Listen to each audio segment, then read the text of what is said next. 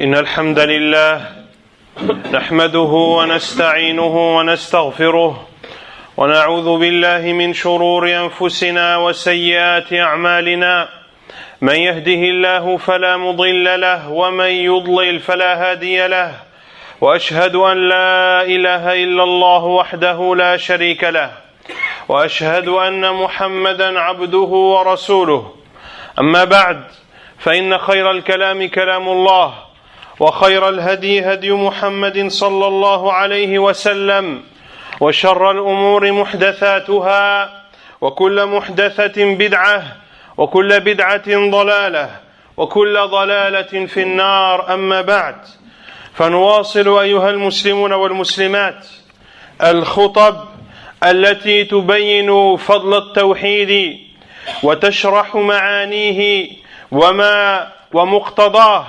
وأيضا نشرح من خلال هذه الخطب التي نسأل الله عز وجل أن يعيننا على إتمامها نبين كذلك خطر الشرك ونبين تفاصيله.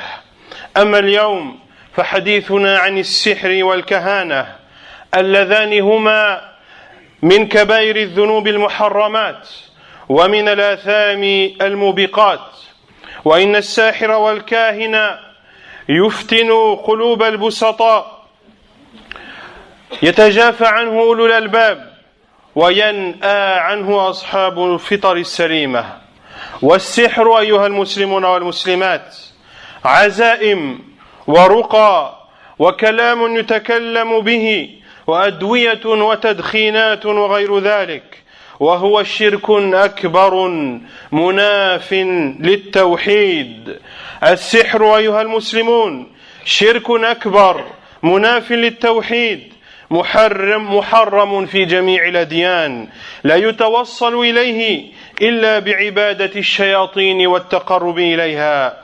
شره عظيم على المجتمع، فكم قتل السحر من أناس وأمرض آخرين وذهب بعقولهم وفرق بين زوج وزوجته وسبب العداوة والبغضاء بين أفراد الأسرة الواحدة، وهذا كله فساد وظلم وعدوان.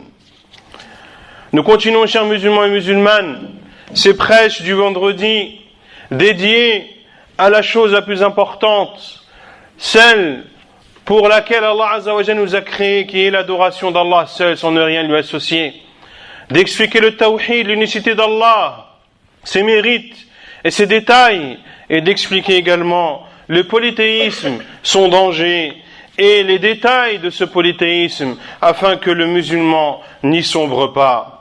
Quant à aujourd'hui, nous parlerons de la sorcellerie et du charlatanisme, qui font partie des grands péchés en islam. Ce sont des énormes péchés qui causent la perte de la personne.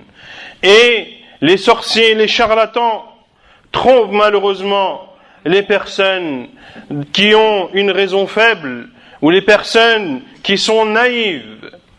Quant aux personnes douées d'intelligence, quant aux personnes douées d'une raison saine, eh bien ils s'éloignent de ce genre d'individus.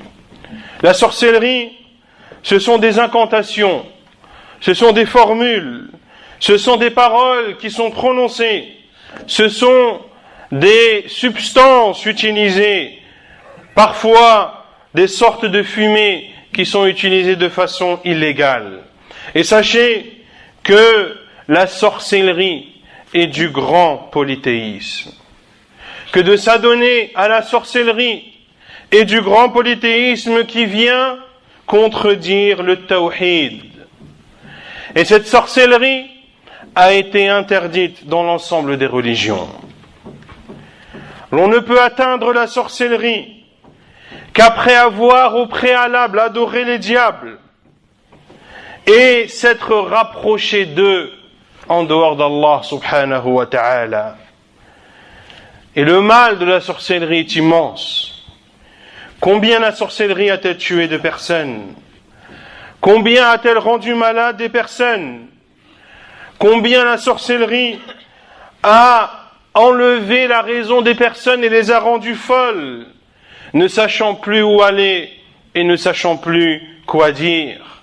combien la sorcellerie a séparé entre un homme et sa femme, combien la sorcellerie a été la cause d'inimité, de discorde et de séparation au sein d'une seule et même famille. Tout ceci est du désordre, tout ceci est de l'injustice, tout ceci est de l'oppression envers les musulmans. والأدلة على تحريم السحر كثيرة منها قول الله تعالى ولقد علموا لمن اشتراه ما له في الآخرة من خلاق أي قد علم اليهود أن من رضي بالسحر عوضا عن شرع الله ما له في الآخرة من حظ ولا نصيب لأنه باع دينه بدنياه وهذا من أبلغ الوعيد إذ الآية الكريمة دالة على تحريمه. ومن الأدلة على تحريم السحر قوله تعالى يؤمنون بالجبت والطاغوت. قال عمر رضي الله عنه الجبت السحر والطاغوت الشيطان وقد ذم الله عز وجل في الآية اليهود الذين يصدقون بالجبت الذي منه السحر. وقال جابر رضي الله عنه الطواغيت كهان كان ينزل عليهم الشيطان في كل حي واحد. فبين رضي الله عنه أن الكهان تتنزل عليهم الشياطين ويخبرونهم بما يستسرقون السمع من السماء فيصدقون مرة ويكذبون 100 كذبة ويزيدون وينقصون. وقد كان لكل قبيلة من قبائل العرب كاهن يتحاكمون إليه قبل بعثة الرسول صلى الله عليه وسلم فأبطل الله ذلك بالإسلام وحرست السماء بكثرة الشهب. Et les preuves dans le livre d'Allah sont nombreuses qui viennent interdire la sorcellerie. Parmi ces versets, la parole d'Allah Azza wa Jal dans Surat Al-Baqarah, et il savait pertinemment que celui qui achetait cela, c'est-à-dire la sorcellerie, n'aura aucune part dans l'au-delà. C'est-à-dire que les Juifs savaient que celui qui acceptait la sorcellerie en échange de la législation d'Allah n'aura aucune part dans l'au-delà. Et ceux qui n'ont pas de part dans l'au-delà, ce sont ceux qui sortent de l'islam. Car le sorcier, pour devenir sorcier, doit vendre sa religion. Il doit vendre sa religion par cette vie mondaine. Et ceci est une immense menace de la part d'Allah subhanahu wa ta'ala. Et Allah Azza wa Jalla dit dans l'autre verset, et il croit au jibt et au tarout. Omar radiyallahu anhu a dit, al-jibt, c'est la sorcellerie. Et al-tarout, ce sont les diables. Et Jabir radiyallahu anhu a dit, al-tawaghit, qui est un terme qui signifie plusieurs choses. Parmi les significations du terme tarout, tawaghit au pluriel, ce sont des charlatans sur lesquels descendaient les diables dans chaque quartier. Dans cette parole, Jabir radiyallahu anhu nous explique que les charlatans et les sorciers, les diables viennent à eux et les informent des informations qu'ils ont pu voler dans le ciel. C'est-à-dire les diables écoutent les informations du ciel et volent une partie de ces paroles et descendent vers ces charlatans et ces sorciers en disant une parole vraie mélangée à 100 mensonges. Et avant l'arrivée de l'islam, chaque tribu avait au sein de celle-ci un charlatan ou bien un sorcier qu'il prenait comme juge. Mais lorsque Allah subhanahu wa ta'ala a envoyé son prophète sallallahu alayhi wa sallam et a révélé à son prophète sallallahu alayhi wa sallam cette religion de l'islam, ces pratiques ont été abolies et le ciel a été protégé par des étoiles filantes. Ainsi, les étoiles, parmi leurs bénéfices et parmi leur rôle, tout d'abord d'embellir le ciel. Mais les étoiles servent également aux voyageurs de s'orienter. Et les étoiles également servent à protéger le ciel des djinns et des shayatines qui viennent écouter les informations du ciel. وفي الحديث الذي رواه البخاري ومسلم من حديث أبي هريرة رضي الله عنه أن رسول الله صلى الله عليه وسلم قال: اجتنبوا السبع الموبقات. قالوا: وما هن يا رسول الله؟ قال: الشرك بالله والسحر وقتل النفس التي حرم الله إلا بالحق وأكل الربا وأكل مال اليتيم والتولي يوم الزحف وقذف المحصنات الغافلات المؤمنات. هذه أيها المسلمون 7 مهلكات موبقات لفاعلها يترتب عليها عقوبات في الدنيا وعذاب في الآخرة، ولهذا حذر النبي صلى الله عليه وسلم من الوقوع فيها وأمر بالابتعاد عنها. أما أولاها الشرك بالله بدأ به النبي عليه الصلاة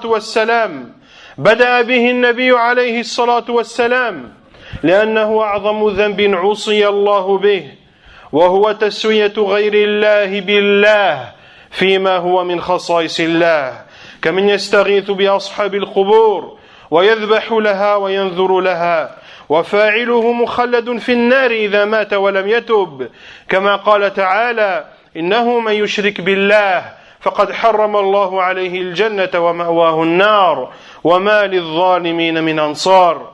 ولما سئل عليه الصلاة والسلام أي الذنب أكبر قال: أن تجعل لله ندا وهو خلقك.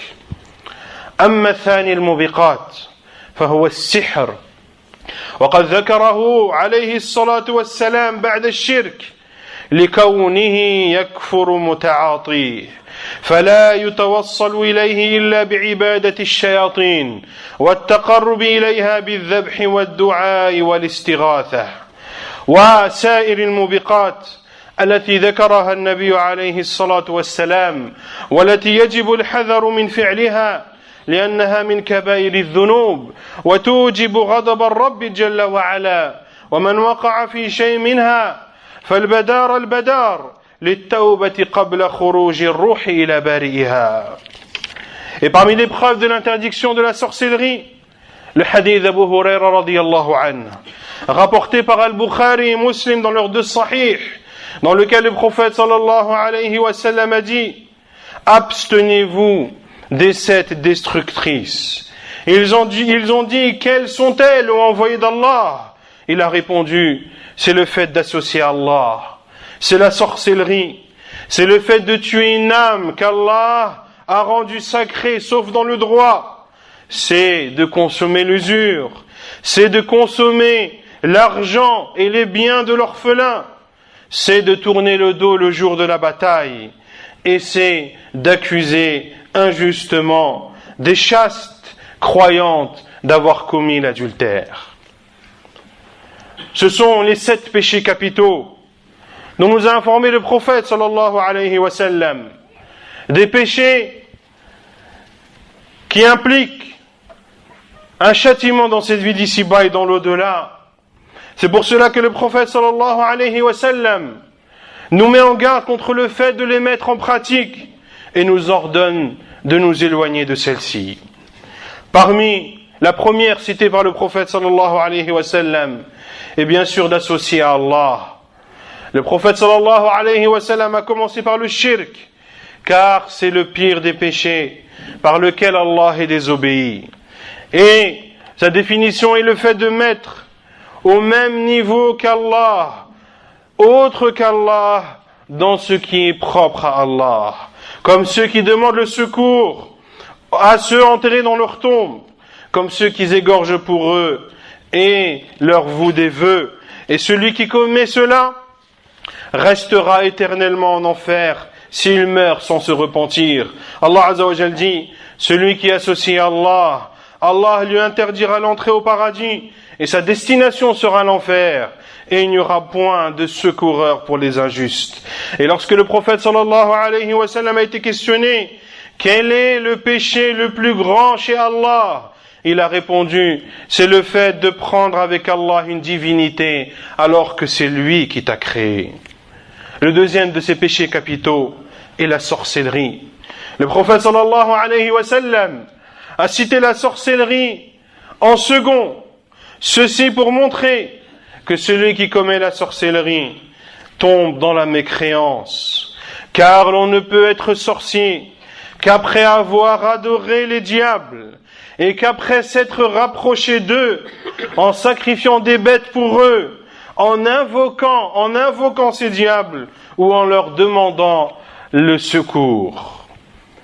Et les sorciers se rapprochent des diables pour avoir ce qu'ils veulent et pour avoir le statut de sorcier en faisant bien pire que cela. Ils sont obligés de commettre des actes d'humiliation, soit des humiliations envers leur propre personne, soit envers des choses sacrées de l'islam, comme humilier le Coran, uriner dessus, le jeter dans les toilettes, écrire des versets du Coran avec le sang des menstrues, wal-iyadhu billah. Autant d'actes de mécréance que le sorcier est obligé d'accomplir s'il veut que les diables soient à son écoute et soient à son service. Et les autres péchés capitaux qu'a cité le prophète sallallahu alayhi wa sallam, dont il faut s'abstenir, car ce sont des péchés qui provoquent la colère d'Allah subhanahu wa ta'ala. Celui donc qui commet l'un de ces péchés doit s'empresser à se repentir, doit s'empresser à demander le pardon à Allah subhanahu wa ta'ala avant que l'âme ne sorte de son corps et ne rejoigne son Créateur. أقول قولي هذا واستغفر الله.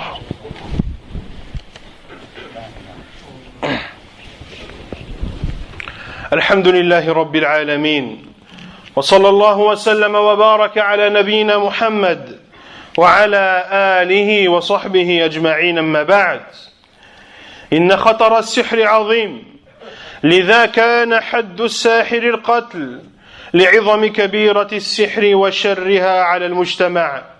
وقد جاء في صحيح البخاري أن عمر بن الخطاب رضي الله عنه لما كان خليفة المسلمين كتب إلى أمرائه أن اقتلوا كل ساحر وساحرة، فقتل 3 سواحر.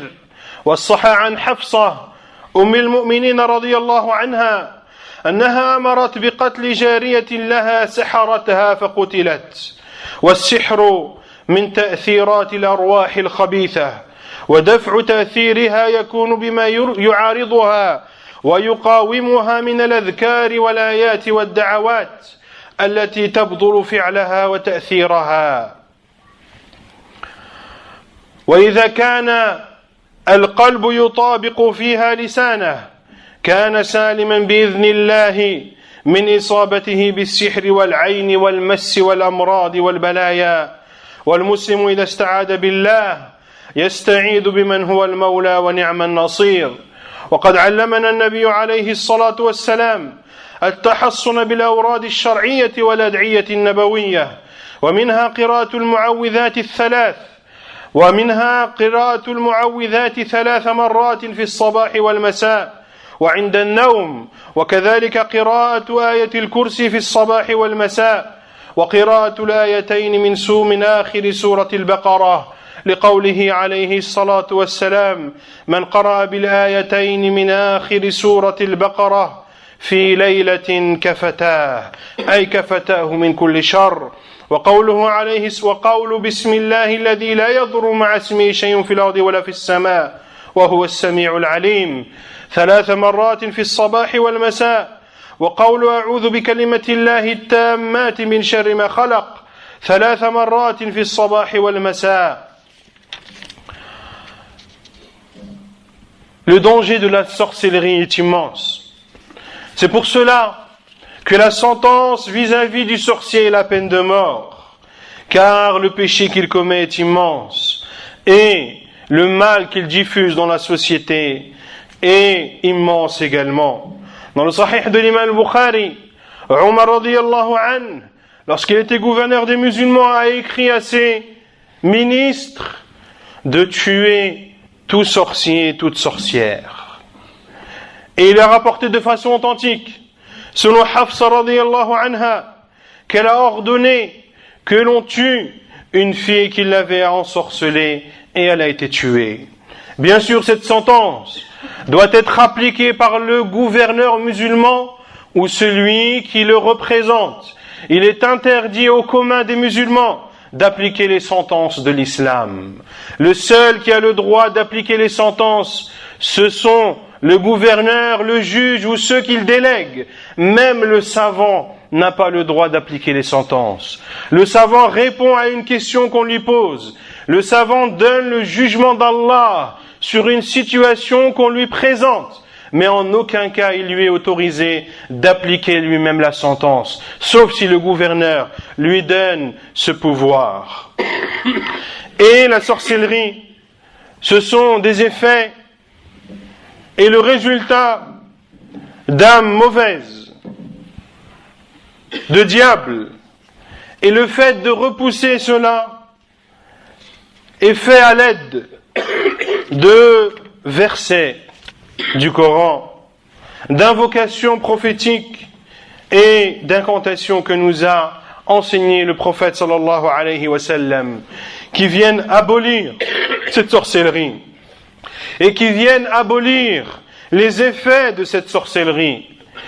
Et plus la personne dira ses invocations et ses rappels et ses incantations et ses formules prophétiques avec la sincérité du cœur, avec la présence du cœur, en connaissant le sens de ce qu'il dit et en se remettant à Allah subhanahu wa ta'ala, eh bien par la volonté d'Allah, il sera préservé d'être touché par la sorcellerie ou par le mauvais œil ou par un djinn ou par une maladie ou toute autre tentation. Et le musulman, lorsqu'il demande la protection d'Allah, qu'il sache qu'il demande la protection du Seigneur de l'univers, celui qui est capable de toutes choses, celui qui est le seul à pouvoir le guérir. Et le prophète sallallahu alayhi wa sallam nous a enseigné de multitudes de formules d'invocation à dire afin de nous protéger et nous guérir de la sorcellerie et de ce qui s'y rapporte. Par exemple, de lire Surat al-Ikhlas, Surat al-Falaq, Surat al-Nas 3 fois le matin, 3 fois le soir, 3 fois avant de dormir. De lire également le verset du repose-pied, Ayatul Kursi le matin et le soir, et de lire les 2 derniers versets de Surat al-Baqarah, car le prophète sallallahu alayhi wa sallam a dit, celui qui lit les 2 derniers versets de Surat al-Baqarah dans une nuit, elles lui suffiront. C'est-à-dire, elles lui suffiront de se protéger contre tout mal. De dire également, Bismillahilladhi la yadurru ma'a ismihi shay'un fil ardi wa la fis sama', au nom d'Allah, par lequel rien ne peut faire de mal avec son nom, que ce soit dans les cieux ou dans la terre. Wa huwa as-sami'ul 'alim, et c'est lui qui entend tout et qui voit tout. Allah Azza wa Jal, de dire cette invocation et ce rappel à 3 reprises le matin et le soir.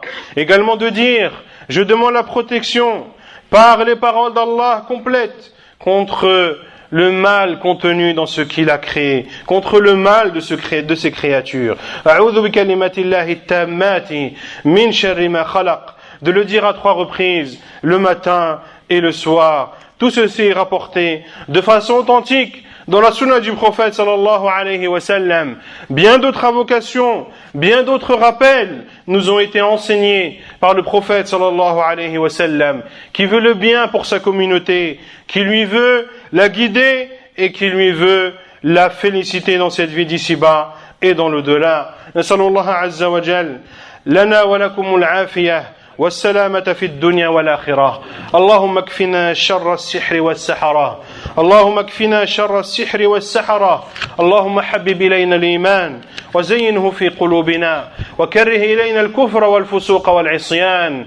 اللهم حبب إلينا الإيمان اللهم حبب إلينا الإيمان وزينه في قلوبنا وكره إلينا الكفر والفسوق والسحر والسحرة والعصيان. وصلى الله وسلم وبارك على نبينا محمد.